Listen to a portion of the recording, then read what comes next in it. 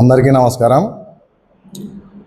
నిన్నటి దినమున ఒక సోషల్ మీడియాలో ఒక వ్యక్తి మాట్లాడడం చూశా. ముఖ్యంగా 48వ డివిజన్లో డ్వాక్రా మహిళల గురించి నా మీద లేనిపోని ఆరోపణలు చేస్తూ రకరకాలుగా మాట్లాడడం జరిగింది. కానీ ఆ మాట్లాడిన వ్యక్తి ఎవరో మీ అందరికీ తెలుసు, ఎలాంటి వాడో అందరికీ తెలుసు. నా రాజకీయ జీవితంలో ఇలాంటి వారు ఇలా మాట్లాడతారని నా కలలో కూడా అనుకోలేదు. రాజకీయాల్లో నీతి నిజాయితీగా నిబద్ధతతో ఉంటాయని చెప్పి అనుకున్నాం. ఇలా చౌకబారు వ్యాఖ్యలు చేస్తూ నలుగురు మహిళల్ని, అమాయకులైన నలుగురు మహిళల్ని వెనకబెట్టుకొని వారికి లేనిపోని మాటలు చెప్పి మీరు పబ్బం గడుపుకోవాలని చూస్తున్నారు. ముఖ్యంగా డ్వాక్రా మహిళలు అనేవారు, ఆ పద్మ ఎవరో మీ అందరికీ తెలుసు. దాదాపు ఆమె 12 సంవత్సరాలు 20 సంవత్సరాలుగా డ్వాక్రా ఆర్పీగా కొనసాగుతోంది. మేము అధికారంలోకి రాకముందు తెలుగుదేశమే, అధికారంలోకి వచ్చినా కూడా ఆమె తెలుగుదేశమే. మాకు ఎప్పటికీ ఆమె యాంటీగానే పనిచేసింది తప్ప మాకు అనుకూలంగా కానీ మేము ఆమెను అనుకూలంగా మలుచుకోవడం కానీ ఎప్పటికీ జరగలే. ఎందుకంటే మేము నీతి నిజాయితీగా పాలన అందించినాం, మేము సర్వీస్ చేసినాం. మీలాగా డ్వాక్రా మహిళలను బెదిరించి వారితో అంతో ఇంతో దండుకోవాలని చూసి అది బెడిసి కొట్టే లోపల ప్లేట్ ఫిరాయించి ఆ విషయం నాపైకి నెట్టాలని చూస్తున్నారు. ప్రజలు అన్నీ గమనిస్తున్నారు. మీలాంటి వారికి తగిన బుద్ధి చెప్తారు ఫస్ట్ మొదట.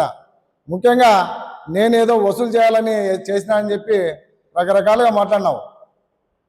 నేను వసూలు చేసింటే నా మీద ఆరోపణలు చేయాలా? నువ్వు కాదు, నువ్వు ఎక్కడి నుండి వచ్చిన వ్యక్తివి. మా యొక్క డివిజన్ సమస్యలు నీకు ఎక్కడ ఏ మూలన తెలియదు. మా డివిజను నలుమూలలా ఎక్కడి వరకు వచ్చేది కూడా నీకు తెలియదు. గతంలో 48వ డివిజన్ ఎక్కడ వచ్చేది తెలియదు. ఇప్పుడు నువ్వు మహిళలతో మాట్లాడించినది 49వ డివిజను. ఎప్పుడూ కూడా నేను ఆ యొక్క డివిజన్లో నేను ఒక ఏలు కూడా పెట్టలే. గతంలో చాలాసార్లు వాళ్ళు కూడా నాకు నా సహాయం కోరినారు. నా తగ్గట్టు సహాయం నేను చేసిన అంత తప్ప నేను ఎప్పుడే కానీ వాళ్ళని రాజకీయంగా ఉపయోగించుకోలే, రాజకీయం కూడా చేయలే. కానీ నువ్వు ఒక ఖైదీ కటకటాలు అనిపించిన వ్యక్తి నా మీద నిందలేస్తావా? దాదాపు నన్ను ఎక్కడ కూర్చోబెడతా అంటావా?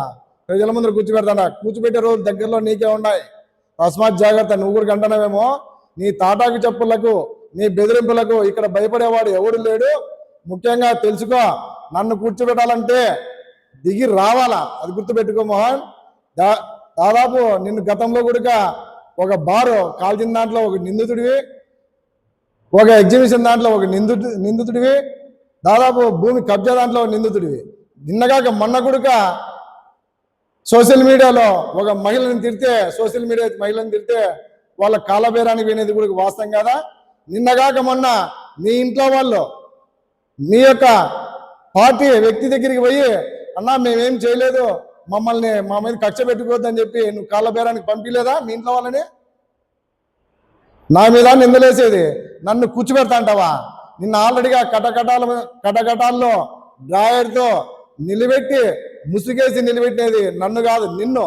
నా జీవితంలో ఎప్పుడే కానీ ఇల్లీగల్ వ్యవహారం కానీ కాంట్రవర్సీ కానీ ఎక్కడా నేను తలదూర్చలే. ముఖ్యంగా చాలాసార్లు చెప్పినా నీకు కూడా నేను నీతి నిజాయితీతో చేస్తా, నిబద్ధత చేస్తా. నేను ఏ పార్టీలో ఉన్నా, గతంలో కమ్యూనిస్ట్ పార్టీలో నీతి నిజాయితీగా తరిమల నాగిరెడ్డి ఆశయాలు పునికి పుచ్చుకున్న వ్యక్తిగా, కామ్రేడ్ పెద్దనగారు అడుగుజాడల్లో నీతి నిజాయితీగా చేసిన వ్యక్తిగా నేను చెప్తున్నా. ముఖ్యంగా నాకు అవినీతి అక్రమాలు నాకు అవసరమే లేదు. ఆ అవినీతి అక్రమాలు చేయడానికే నువ్వు పొద్దున్న లేస్తే సందకాడ వరకు ఎక్కడ స్థలాలు ఉన్నాయి, ఎక్కడ ఖాళీలు ఉన్నాయి, ఏం చేయాలని చెప్పి రోజు తిరుగుతూ నీ చెంచాలని తాపి అల్లర్లు సృష్టించాలని చూస్తున్నావు. ప్రజలు కూడా నేను చెప్తున్నా, మా డివిజన్లో కొంతమంది అమాయకమైన ప్రజలకి మీకు ఒకటే చెప్తున్నా, ప్రజలారా, ఆ యొక్క వ్యక్తి నేర చరిత్ర గతంలో చూసినారు. దాదాపు 2-3 నెలల కిందట జైలు జీవితం అనిపించి ఈరోజు బెయిల్ పైన తిరుగుతూ అందరినీ భయభ్రాంతులు చేయాలని చూస్తున్నాడు.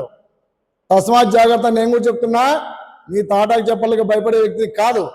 ఇట్లా వాళ్ళని చాలా మందిని చూసినా, నీ అట్లా వాళ్ళని చాలాసార్లు చూసి వదిలేసిన. ముఖ్యంగా నువ్వు సోషల్ సర్వీస్ చేసేవాడు అయితే రాత్రి 9 గంటల వరకు వాకింగ్ చేస్తా అంటే భయపడుతున్నారు నువ్వు రోడ్లో నిలబడతంటే ఎవరైతే నువ్వు అని. అలాంటి వ్యక్తి నీ క్యారెక్టర్. నా క్యారెక్టర్ అట్లాంటిది కాదు. నేను నీతి నిజాయితీతో నిబద్ధతతో చేసిన వ్యక్తిగా నేను హెచ్చరిస్తున్నా. నెక్స్ట్ ఇదే విషయాలే నా మీద అవాకులు చవాకులు పేలితే ఆ పరిణామం తీవ్రంగా ఉంటుందని చెప్పి హెచ్చరిస్తున్నా. గతంలో కూడా చెప్పినా, ఏదో ఎమ్మెల్యే గారి మీద మేము ఏదో చేసినామో, మా యొక్క అనంత వెంకటరామరెడ్డి గారు ఏదో నన్ను ఉసివెలుకు వాళ్ళ దగ్గర పంపించినారు అని చౌకబారు విషయాలు, చౌకబారు వార్తలు మీకే చెల్లుతాయి.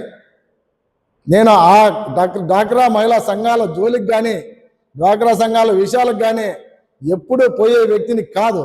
వారి అవసరాలు వాళ్ళు ఏదో పడమని చెప్పి వచ్చేవాని తప్ప వాళ్ళ వ్యవహారాల్లో ఎప్పుడూ నేను తలదూర్చలే.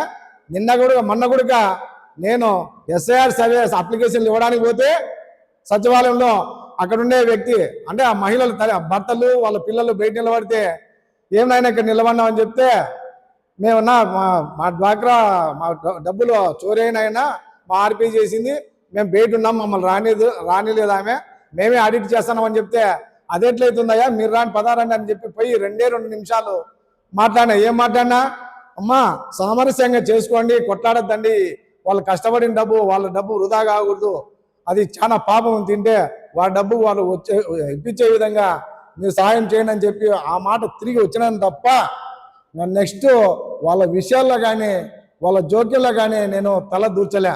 ముఖ్యంగా నా మీద ఏదో నన్ను బ్లేమ్ చేయాలని చాలా సార్లు పడుతున్నావు. నన్ను బ్లేమ్ చేయాలంటే నా ప్రజలు బ్లేమ్ చేయాలా, నువ్వు కాదు.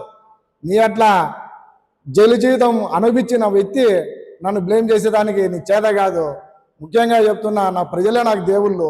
నాకు గతంలో వైఎస్ఆర్ కాంగ్రెస్ పార్టీలో అన్ని పదవులు అనిపించిన కార్పొరేటర్ అయినా, మరీ కార్పొరేటర్ కావాలనుకుంటే నేను పోటీ చేయాలనుకుంటే మా డివిజన్లో ఎవరిని పెట్టైనా గెలిపించి తీరుతా.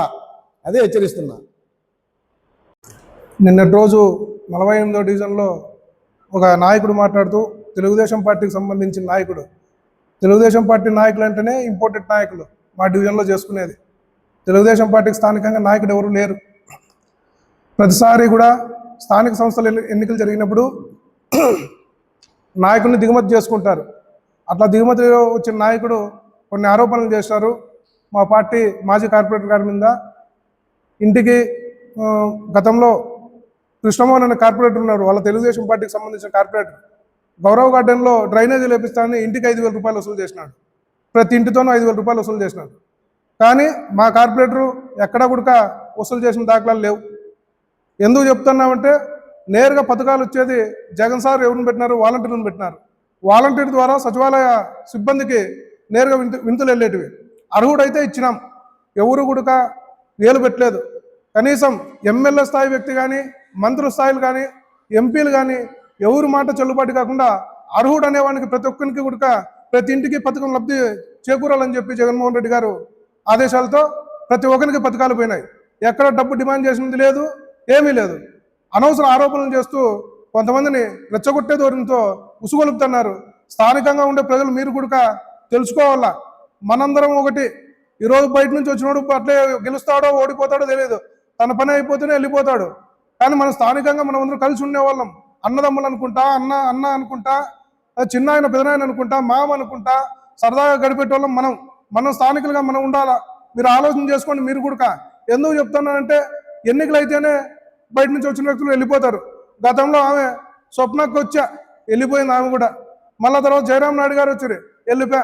కృష్ణమోహన్ వచ్చా, వెళ్ళిపోయా. ఇప్పుడు అక్కడ స్థానికంగా ఎవరు ఉండేది? శ్రీనివాసులు ఉన్నాడు, సురేష్ ఉన్నాడు, మధు ఉన్నాడు, రాజశేఖర్ అంటూ ఇట్లా స్థానిక వ్యక్తులే ఉన్నాం. బయట వ్యక్తులు ఎవరు కూడా లేరు. బయట నుంచి వచ్చిన వ్యక్తులు వాళ్ళ పని చూసుకొని వెళ్ళిపోతూ ఉంటారు. బయట వ్యక్తుల్ని నమ్మద్దండి.